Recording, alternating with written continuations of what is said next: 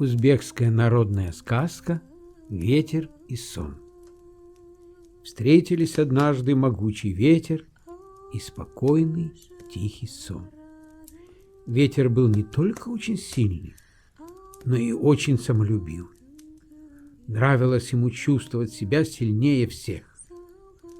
Решил он похвастаться и сказал сну такие слова: «Салом, уважаемый сон, раскройте-ка пошире свои сонные глаза и посмотрите, нет на свете никого сильнее меня.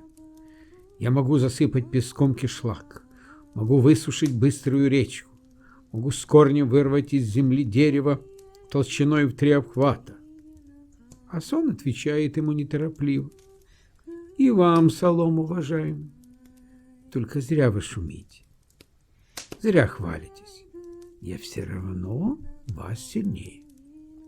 Удивился ветер, начал спорить со сном. Долго они спорили, но никто из них не мог убедить другого. Наконец решили устроить соревнование. Говорит сон: «Смотрите, уважаемый, вот идет по дороге мальчишка, лепешку кушает.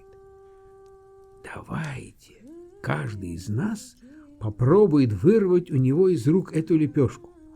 У кого получится, тот и сильнее». Согласился ветер. Бросился проверять свою силу.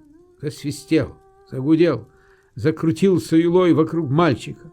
Но мальчик оказался храбрым. Крепко держал он свою лепешку, не выпустил ее из рук. Пришлось ветру вернуться назад ни с чем. А сон тихонечко приблизился к мальчику, ласково погладил его по голове и дал ему кусочек сладкого сахара. Увидел это ветер и засмеялся.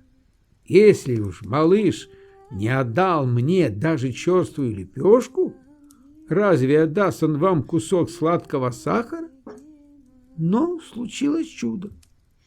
Мальчик пососал кусочек сахара, зевнул сладко, глазки закрыл и незаметно заснул.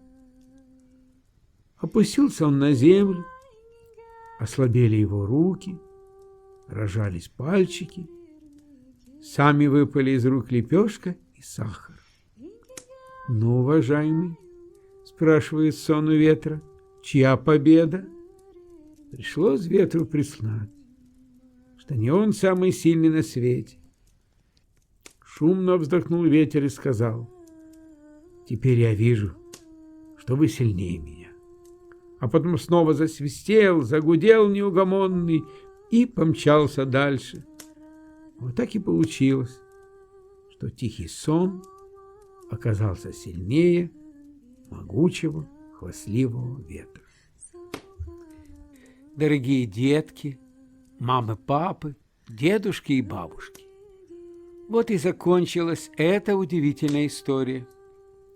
Если она вам понравилась, подпишитесь на мой канал и нажмите на колокольчик, чтобы не пропустить новых сказок на ночь.